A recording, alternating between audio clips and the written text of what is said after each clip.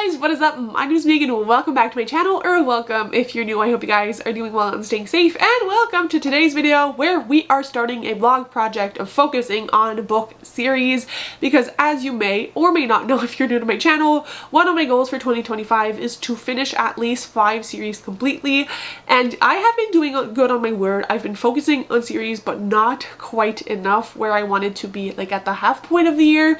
So we're doing things to make sure we get back on track. I have my trusty spinner wheel here with a bunch of different series that I either want to start and catch up with, or that I want to continue, and I put them on the wheel. We're gonna spin the wheel and it's gonna decide what we pick. That way I don't have to deal with decision paralysis. On the spinner wheel we have The Misfit School of Musicraft, Keepers of the Lost City, Skandar, Percy Jackson, Nevermore, Head Witch, Adventures on Trains, the Holland Brothers series, the Marvelers, and the Lightcaster series. Those are what we are starting with. If I catch up and am up to date with the series, we're going to erase and put something else on the spinner wheel. If not, they're going to stay, and you know, I might read more than one book in a series during this video. I don't know how many books we're going to read. The vibes will tell us. So without further ado, let's spin and choose our first book series to continue with.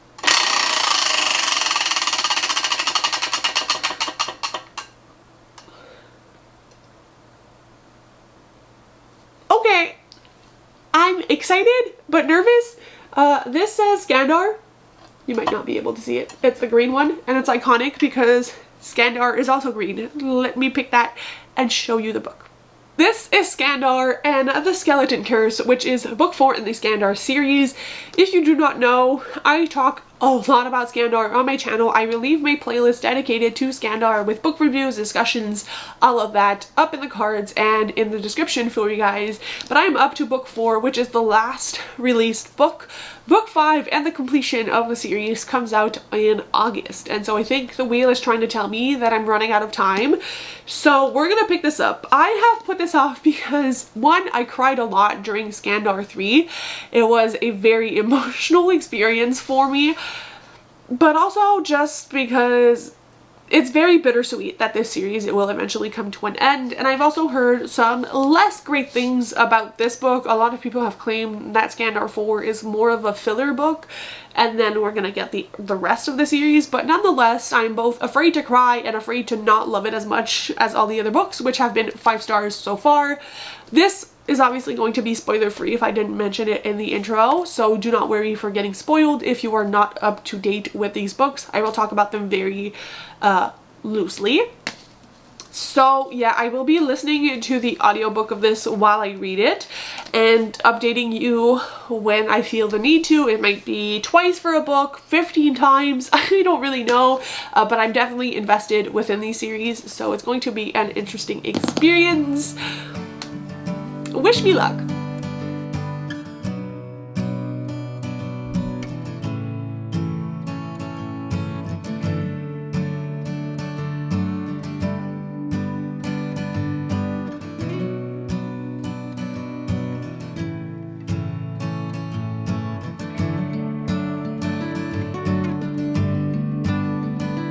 It has been like 3 weeks since I started this project. A lot of things went crazy. I'm gonna say this a lot in the first few videos you're gonna see from me, but this is the new space. If you haven't watched my other vlogs, feel free to catch up. But I finally did start Skandar 4, and I am currently 75 pages of the way through, or roughly about 20% of the way through the book. And I told myself this was a good place to stop, though I could have stopped like 15 times in the beginning of this book to update you guys, and it is very difficult to keep this spoiler free. I don't know what kind of maniac does these kinds of videos talking about sequels in series that you cannot spoil, because this is the 4th book in a series, so obviously it's really hard at this point not to talk spoilers. But the first page kind of brought me back, because all of the events of what happens in the Chaos Cup, which is book 3, were pretty intense by the end, and then it kind of brings you right back. And I was shooketh, and then about, I think at page 30, I was like, I need to stop the camera and talk, and I was like, wait, this is a spoiler spoiler-free vlog. Just keep going. This is a very interesting story. So what is happening in this one, I think, can I even say? I feel like I can roughly say that some of the unicorns are being touched by this curse, you know, Skandar and the skeleton curse. There's a curse going on and it's affecting the entirety of the island, how the island works. The like the ranking of people, it's a lot about people taking over power and the abuse of power. It's also about feeling powerless and what people do when they feel powerless or they feel like their honor or power is being attacked. So there's this whole conversation going on. And more interesting to me is the discussion of grief, because we have characters from multiple perspectives that are grieving. We don't follow the perspective of everyone, but just like Skandar is grieving for reasons, his sibling is grieving for reasons, their aunt is grieving for reasons. Everybody is kind of grieving for different things and different circumstances that happened in book 3, and the exploration of grief and what do people let slide when you're grieving versus what is not appropriate, and how different people conduct themselves when they grieve, and how grief is pictured and elaborated on within this book, to me is phenomenal. If you are new to my channel, I really love reading about grief in books because it's something that has deeply impacted my life and people around me. And over the years I've realized that nobody reacts to grief the same way, and we don't all have the same resilience and capacity to handle grief, and some people make really bad choices because of grief, but then it kind of spirals out of control and it's no longer just because of grief. And I think this book touches on this topic perfectly, but at a way that it's digestible for middle grade readers as well. And I do think it's important to touch on this topic as a child, and like what losing someone or losing something significant to you will do to you, and the different ways that you can cope, and kind of like the healthy ways of coping versus the unhealthy ways. And I didn't think this book was going to touch on that, but I do think it does. And with the whole like power dynamics element, I also think it's important because this book touches on kind of double standards. Some people in this book are said to be like taking everyone in, but then there starts to be conditions about who they do accept and who they don't, and all of that is a shift, and some people are not agreeing with the fact that there are now conditions to a place that used to accept everybody. And there's just a lot of really interesting conversations in a very tense tone, but also the beauty of friendship is shining through, and the beauty of like trusting others even in hard times, and the power of groups, and how it doesn't take an entire army of people to start a revolution and to change things. And it's very impactful so far. It is very different in tone, I feel, like the other Skandar books, but not in the way that I'm like, this does not feel like a Skandar book. It very much feels like our characters, and our characters as of now are staying true to themselves, but it's just a little bit of a darker shift. Every book in the series gets progressively darker, and this is the darkest introduction so far. I feel like the end of Chaos, the Chaos Cup, and the beginning of this is a very dark tone, and I'm interested to see how this keeps going. But so far I am enjoying this as much as all the other Skandar books, which is to say I'm absolutely loving it. I'll probably update you guys once I am 40 or 50% of the way through, or before that if something happens. But again, this is spoiler free. If you've read Skandar or any other book that will be featured in this vlog and want to talk more about it with me, like spoiler filled, DM me on Instagram. I'm pretty easy to get in contact with. But that is my thoughts this far in. So 58% update. I feel like I could sit down in front of this camera and blab for eternity about this book, and I am regretting my decision at this very moment in time to have been like, you know what, this is gonna be a spoiler-free experiment of me reading series. This is making me eat my words. If I had better lighting in the downstairs bedroom, you would have had a montage, a very long montage of me crying my eyes out every time I pick up this book.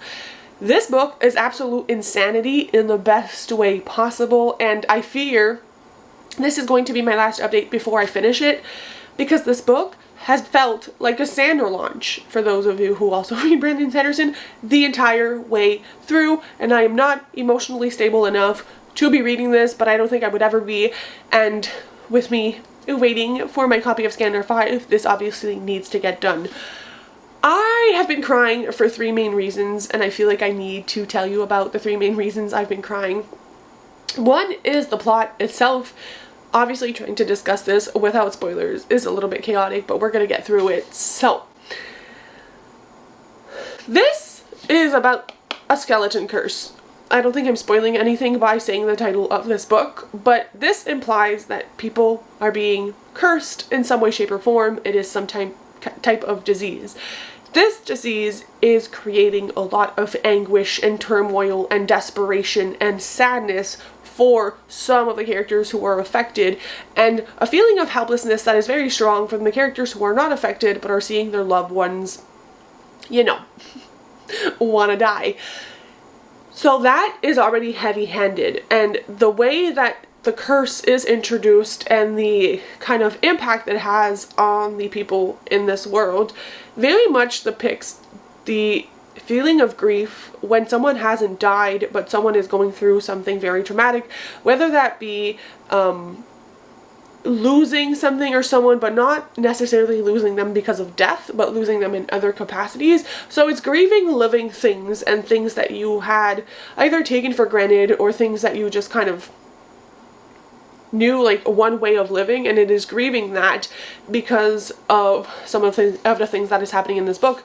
And I think this relates a lot to my current situation and how I am feeling in my life. But then you add the extra layer of actually grieving people who are dead and people who are dying, and the combination of that makes for a very interesting and intricate depiction of grief and a discussion on how grief manifests itself. I think I talked about that in my last update.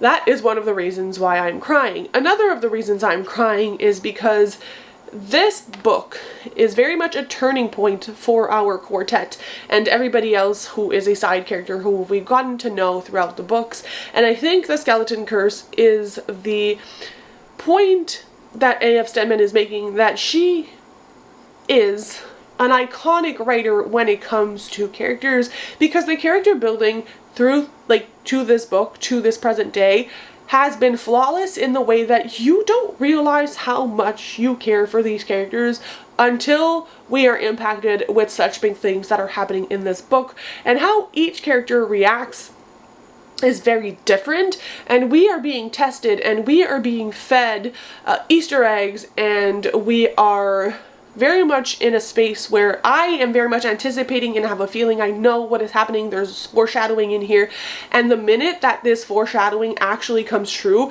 is the minute that I think I'm gonna sob like an ugly 4-year-old, and I'm never gonna get through the remainder of this book, because I have a feeling that relationships will be changing, and that is going to be genuinely heartbreaking.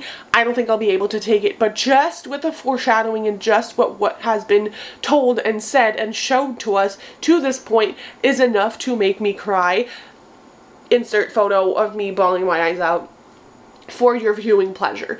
And so there's that aspect, and then the third aspect of things that is making me cry in this book is its connection to our world. So in the Skeleton Curse, there's a lot of discussions, as I mentioned, about who is given power and how these people handle power, and how populations who are marginalized or discriminated against are affected by this abuse of power, and how the people who weren't necessarily affected didn't care until they are also affected by said abuse of power.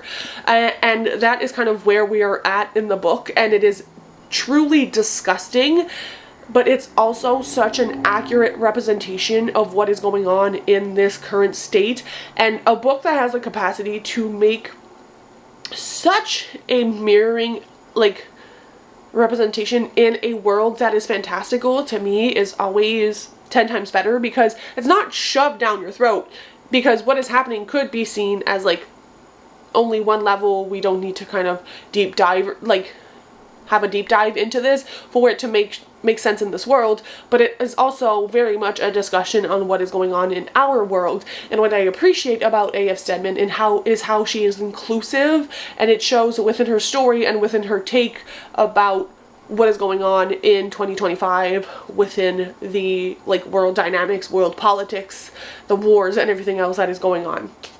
So those are all things that are very hard to read about, but also have been making this reading experience absolutely breathtaking and so incredibly fun. I don't think I've ever cried, no, let me rephrase that. I haven't ever cried at a series as much as I have with Skandar. And these books truly have been life-changing for me. Are they, like, am I telling you this is the elite literature everybody loves? Absolutely not. Do I feel like these always come in a time where I need to read them? Absolutely I do. And so I think that the last half of this will be absolutely disgustingly heartbreaking, and I'm truly hoping I'm wrong, but I highly doubt that I am. And so I cannot wait to see what the Spirit War does, and I genuinely hope that in the last book I can cry happy tears, because so far my luck with Skandar has been that, like, I don't think I cried in book 1. I cried a little bit at the end of book 2. Book 3 made me cry a little bit throughout, and this has just been like bring a box of tissue every time you read, because I cannot handle myself with this story.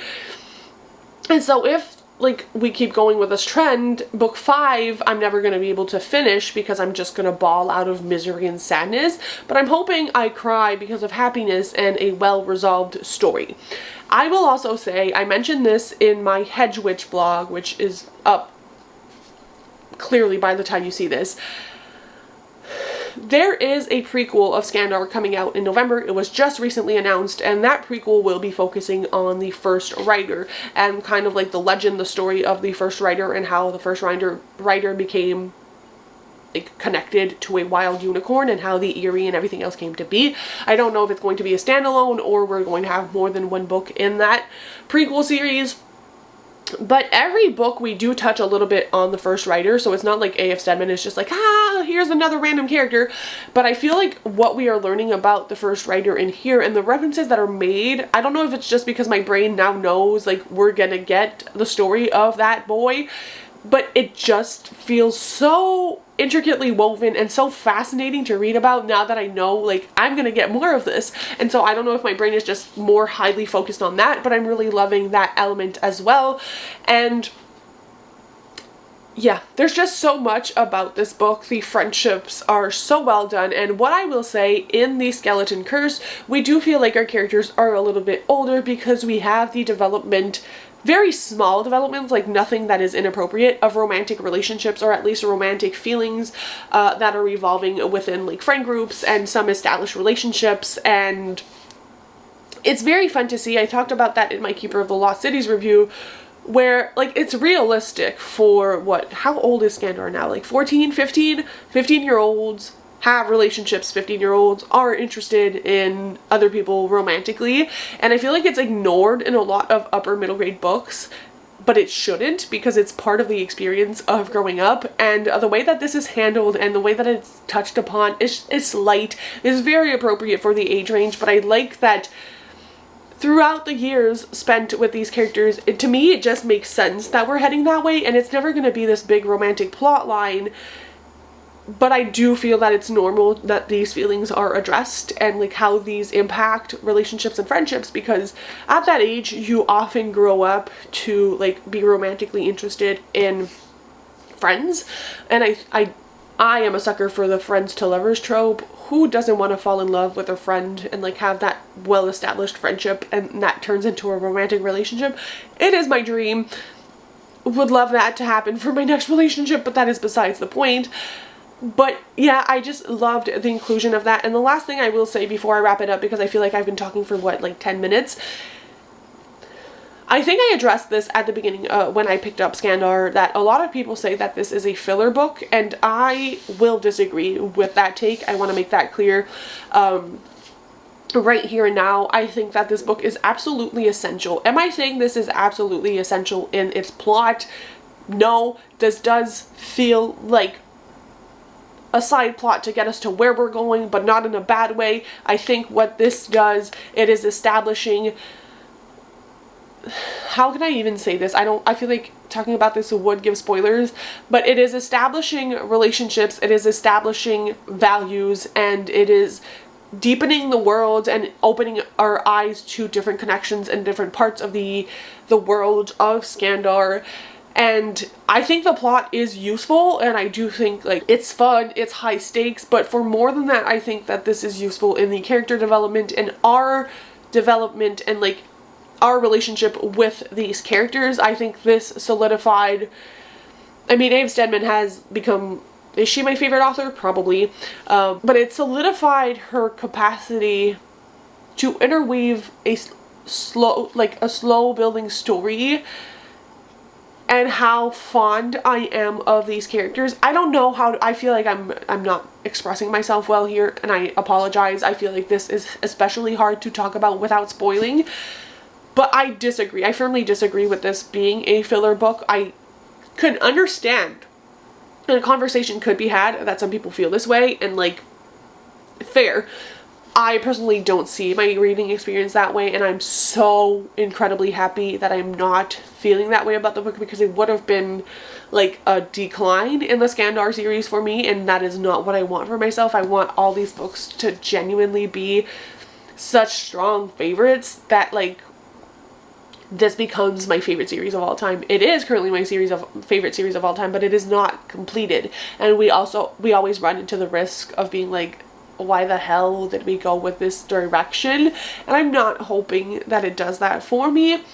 But yeah, I don't think I'm going to update before the end, one, because the rest would just be spoilers, but also this, as I said, is like a Skandar launch for the entirety of the book. But I'm assuming the last 50% of this is going to get absolutely buck wild, so I'm not gonna reach for my camera. I'm just gonna enjoy the experience, and then I'll come back and kind of wrap up my thoughts before we go and pick another book for this vlog, maybe a final book for this vlog. I feel like I've been taking way too much time with Skandar, but I don't regret it, because you can only read these books once for the first time. And if I ever get famous, I'm not, and in an interview anybody would ask me like, what book would you want like your mind to like erase and you could reread for the first time? Skandar. Tress and Skandar, but Skandar above Tress, because the feeling, I'm sorry, I'm rambling, the feeling of being part of a community of readers that is waiting for next books in the series is out of this world. If you guys have seen any of the videos of A.F. Steadman on her social media, of all the children and the people my age, and even like, I was gonna say grown ass adults, I am a grown adult, going to release parties and going to signings, and just her announcing the prequel during this huge event with like 750 people. It's reminiscent of the book We Shall Not Name when I was younger, but I was a little bit too young to really fully enjoy that atmosphere as a reader. And if I lived in the UK, A.F. Steadman would be sick of me. I don't. Good for her. But there's just such a genuine, incredible connection that she has to her readers, and just this community as a whole is outstanding. I've like met people on Instagram and talked about this series. I've talked with some of you guys. I feel like this is the kind of series that brings people together, and that is truly magical, and I could not ask for anything better. Is this the perfect series? No. No book is perfect. I don't care.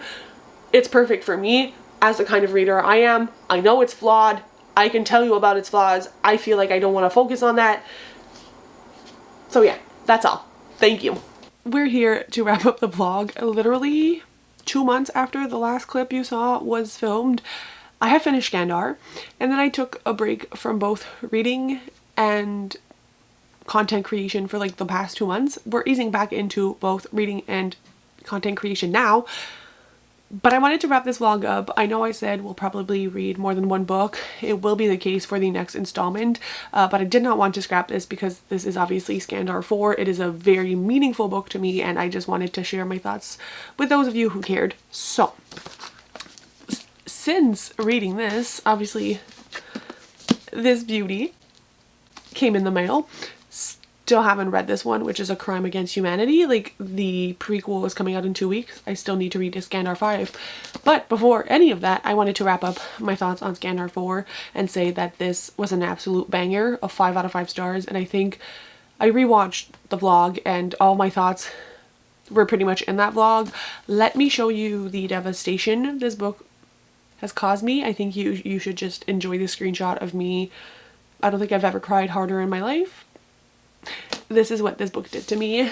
The end is expected but heartbreaking, and it just fully aligns with everything I've said in the vlog.